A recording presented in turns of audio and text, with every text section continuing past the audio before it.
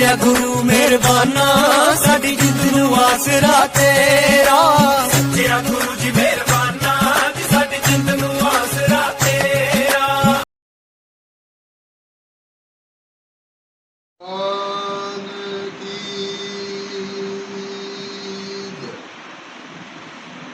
बोलिए सर्व संत समाज की जय। बोलिए संत शिरोमणि श्री गुरु रविदास जी महाराज की जय। साथ संगत जी जय गुरुदेव।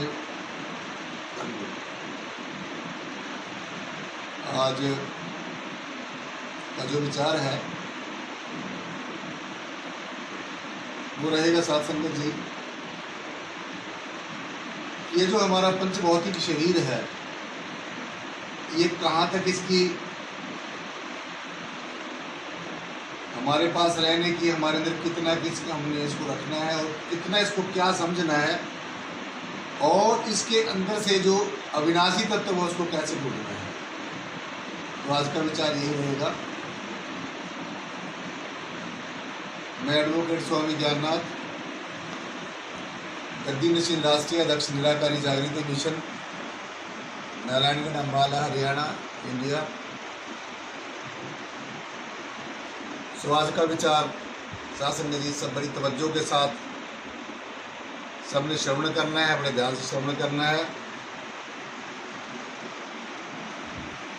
परम श्रद्धेय संत शिरोमणि श्री गुरु रविदास जी महाराज की पावन वाणी भी एक जगह है, उनके मुखारविंद से बोला गया जो शब्द है, जो पावन अमृत वाणी में है, वो पहले हम वो श्रवण करेंगे, वो पढ़ेंगे। जो बोले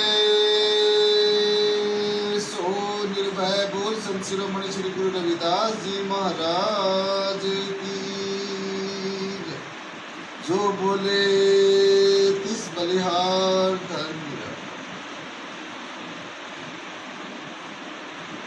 आदि गुरु नमस्कार निराकार श्री सतगुरु चरण ओत प्रोत परवेश। एक अनेक विस्तार रब नमस्कार बूटा चरण घट घट में परवेश। धन धन मेरे सदगुरु पूरन गुरु मेहताब। बार बार करूं वंदना नमस्कार हर बार। बार बार करूं वंदना नमस्कार हर बार। आप नयाते जगत में जल मरता संसार। जग तारण को आ गए मेरे पूर्ण गुरु मेहताब। जग तारण को आ गए सदगुरु प्रियतम नाथ।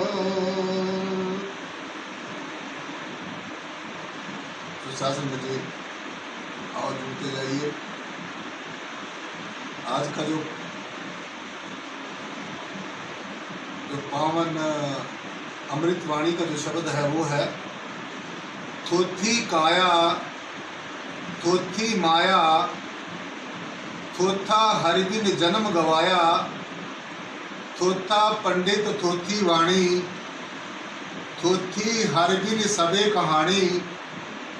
थोथा मंदिर भोग विलासा थोथी आण देव की आशा। सच्चा सुमरण नाम सवासा मन कर्म वचन कहे रविदासा। सो आज का ये पावन अमृत वाणी का शब्द है। सो अब हमने यही देखना है सबसे पहले कि जिस काया के ऊपर जो है पंच भौतिक शरीर है, जो पृथ्वी जल वायु अग्नि और आकाश से मिलकर बना है, जिसके अंदर हमारे इंद्रियां हैं, ज्ञानेंद्रियां हैं, कर्मेंद्रियां हैं, मन है, बुद्धि है, चित्त है, अहंकार है, और सबसे पार और सबसे परे और सबसे उत्तम सबसे पवित्र आत्म तत्व है, आत्मा है। तो गुरु जी सतगुरु महाराज परम श्रद्धे हमें ये संदेश दे रहे हैं, ये उपदेश दे रहे हैं अपनी वाणी के माध्यम से, हमें ये चेताना चाहते हैं, हमें ये सचेत कर रहे हैं। ये जो पंच भौतिक शरीर है जिसका अमूमन बहुत मान होता है कि मेरे ऊपर सदगुरु भगवान ने दया करी कि मुझे पंच भौतिक शरीर दिया, सुंदर शरीर दिया, इसके अंदर मन दिया, विवेक दिया और बुद्धि दी, आत्मा दी।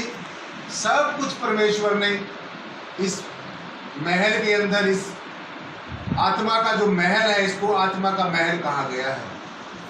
ये पंच भौतिक जो शरीर है, जैसे हम और आप लोग मकान में रहते हैं, अपने महलों में, घरों में रहते हैं, तो ठीक इसी प्रकार से परमेश्वर ने, परमात्मा ने परब्रह्म निर्गुणाकार सर्वाधार विश्वाधार मालिक है, कुल जो खंडों ब्रह्मांडों का मालिक है, अनेकों नियामतों का मालिक है, बस कोई गिनती नहीं की जा सकती।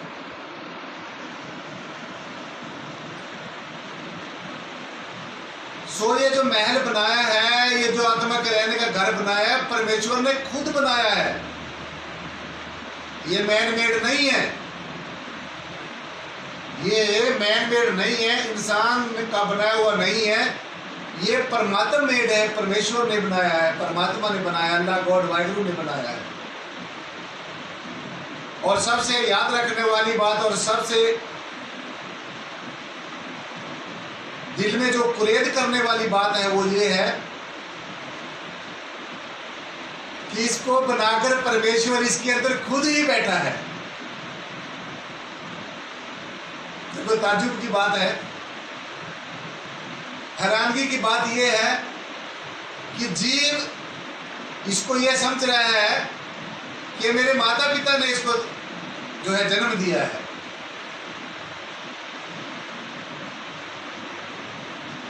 तो मैं ये बताना चाहूंगा कि ये अब आपको मानव शरीर भी मिल गया, सत्संग भी मिल गया, सदगुरु भी मिल गया, सब कुछ मिल गया। संसार में आए तो सब कुछ लेकर आए, अपने अपने कर्म, अपने प्रारब्ध कर्म, अपने संचित कर्म, अपने वर्तमान के हमारे कर्म, 3 तरह के कर्म जो बताए हैं। तो ये जो संसार है ये कर्म की खेती है साध संगत जी। जैसे इसमें कोई कर्म बोता है वैसा ही उसका फल मिल जाता है। इसलिए भगवान जी ने कहा कि अर्जुन तेरा जो अधिकार है वो सिर्फ कर्म करना है, कर्म करना,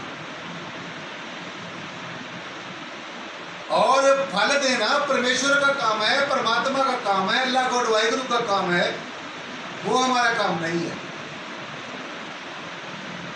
इसलिए जो नर नारायणी देश को कहा गया है, नर नारायणी देह, यानी कि इस नर की देह के अंदर नारायण वास करता है, परमेश्वर वास करता है, अल्लाह गॉड वाहिगुरु वास करता है। सारी दुनिया का कर्ता धर्ता जो है वो इसके अंदर खुद बनाकर और इसके अंदर खुद इसके अंदर निवास करता है। और जैसा परमेश्वर ने इसको चाहा है साध संगत जी, वैसा इसको अपने तरीके से बनाया है। जहां जहां इसके अंदर जो जो इसमें बनाना था वो बनाया है। और एक बड़ा नाजुक जगह पर परमेश्वर खुद बैठ गया। कहते ना परमात्मा का हृदय में वास होता है। अमूमन सुनने में आता है कि परमात्मा का हृदय के अंदर वास होता है। वैसे तो देखो सभी जगह परमेश्वर का वास है, लेकिन जब तक जहां तक हमारा पंच भौतिक शरीर का जो ताल्लुक है हृदय में वास, तो जब तक हृदय पवित्र नहीं होगा तो परमेश्वर कैसे बैठेगा। इसलिए दिल का हुजरा साफ कर सदगुरु को बिठाने के लिए, परमेश्वर को बिठाने के लिए, और ध्यान गैरों का उठा परमेश्वर का, सदगुरु का ध्यान लगाने के लिए। ये बिल्कुल सत्य बात है। निर्मल मन जन सोई मोहे भावा। रामायण में भगवान जी कहते हैं कि जिसका हृदय निर्मल है, निर्मल मन जन सोई मोहे भावा, कि जिसका मन निर्मल है, जिसका हृदय निर्मल है, वो ही मुझे अच्छा लगता है और वो ही मुझे प्रेम करने के काबिल है। कोई छल कपट नहीं, कोई चालाकी नहीं, कोई दिखावट नहीं, कोई बनावट नहीं, कोई सजावट नहीं, किसी भी तरीके का कोई लाग लपेट नहीं है, बस निर्मल हृदय। अब ये निर्मल हृदय कैसे होगा? ये निर्मल हृदय जो होगा साध संगत जी, निर्मल हृदय परमेश्वर का नाम जपने से बस। और कोई दुनिया में कोई ऐसी आज तक दवा नहीं बनी जिससे पापों का भार दूर हो जाए, निर्मल हृदय हो जाए, मन निर्मल हो जाए। सिर्फ और सिर्फ परमेश्वर की बंदगी और खुदा की इबादत। सो यह नर नारायणी देह है, ये नर नारायणी देह है साध संगत जी। इसके अंदर नारायण वास करता है, आत्मा वास करती है, परमात्मा वास करता है। तो जैसे एक दीपक होता है, वो तेल के बिना नहीं जल सकता, ठीक इसी प्रकार से साध संगत जी परम चैतन्य, परम सत्ता, मालिक कुल परमेश्वर के बिना ये जीव जिंदा नहीं रह सकता। ये सृष्टि का नाम निशान तुरंत मिट जाए अगर यहाँ पर परमेश्वर ना हो, ना ये चेतना का भंडार जो आत्म तत्व है, परमात्म तत्व अगर ये ना हो। लेकिन गुरुजी ने हमें एक बात जो बड़े स्पष्ट तौर से बताई है, एक संदेश दिया, उपदेश दिया है कि ये काया जो है ये धोती है। मात्र अपने आप को शरीर नहीं समझना कि मैं मात्र ये पंच भौतिक शरीर है, ये समझना कि इस शरीर